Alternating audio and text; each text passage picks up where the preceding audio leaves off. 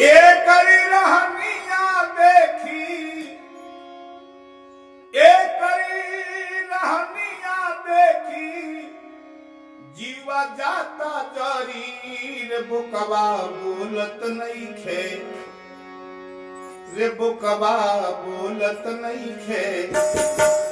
केतनो देखाई हरी हरी बोलत नहीं खे, केतनो देखाई हरी हरी बोलत नहीं खे।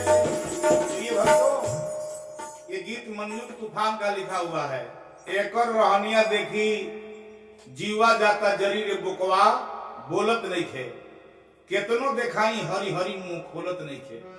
कब के बात हो, जब आदमी सारा जीवन बिता देला, जवानी समाप्त हो जाला, बहुत सारा इस शरीर से अत्याचार होला, जीला जवार इस शरीर से कांप जाला, और जब शरीर वृद्ध हो जाला, कहीं जाए लायक ना होला, एक जगह बेड पर सुतल बा, केहू पुछनिहार नहीं थे। ये शरीर के अंदर दूगो मन होले जौन इंगला पिंगला कहल जाला।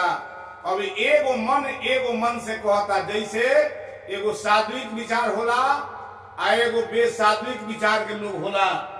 तो जौन सात्विक विचार के बारे में ये आत्मा के अंदर ये मन जे बा कहे लगी बोलो, तोरा के कहानी की बराबर भगवान के कथा सुनो, सत्संग सुनो, तीर्थ धाम पर जा, तनी गंगा स्नान करो, माई बाप के सेवा करो, गांव जवार में अपन अच्छा प्रतिष्ठा कमा लो, तो नाम मन लो, अपना जवानी में तू उतार रहो, तंग रहो।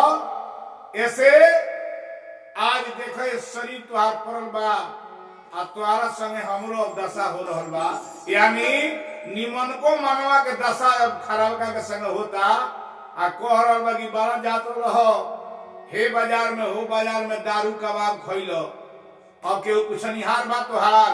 वही पर एगो मन से का कहता, अरे ये कर रहनिया देखी, अरे ये कर रहनिया देखी, अरे जीवा जाता जरी मुकवा बोलत नहीं खे।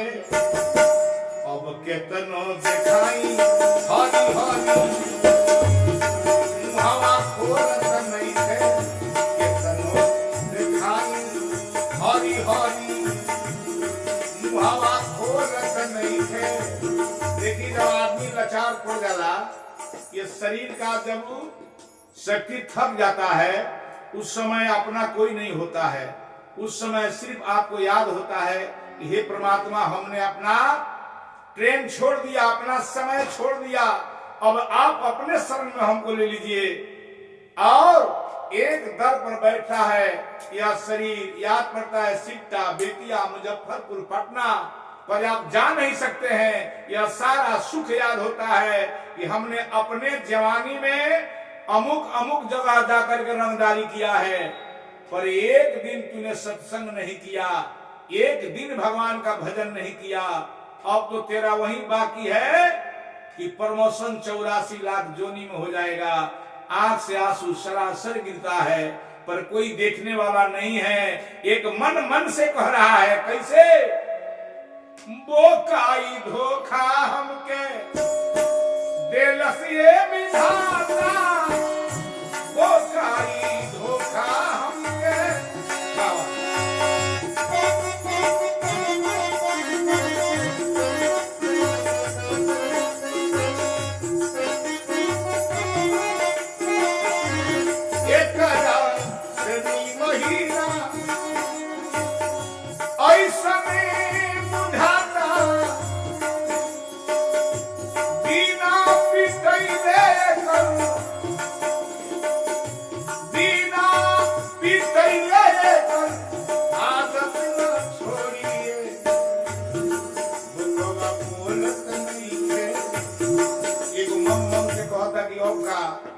अब सारा शराब पियल, सारा दुनिया के रंगदारी तोहार समाप्त हुआ, और संगे संगे हम लोग कष्ट हो रहा बा।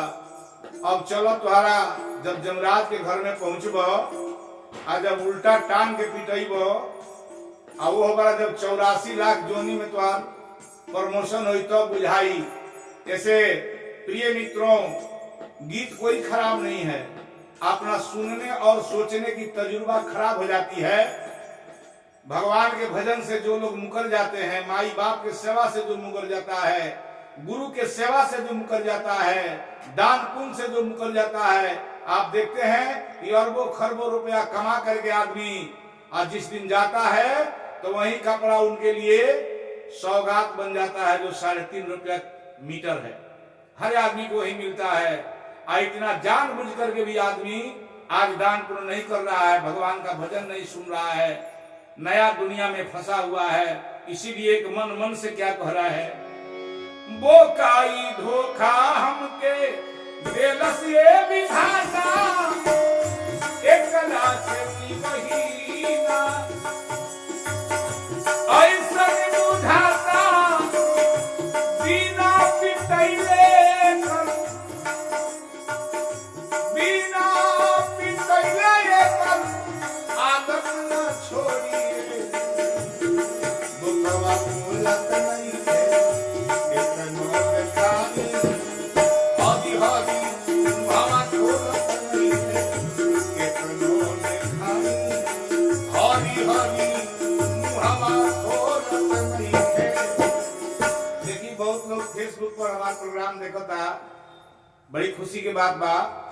ई प्रोग्राम यूट्यूब पर भी बा, रोवा लाइन देखत हैं तो लाइक करी, कमेंट करी, शेयर करी, तब न हमरो बुझाई कि हमारा दर्शक देखे वाला हमरा के लाइक करता कि ना करता।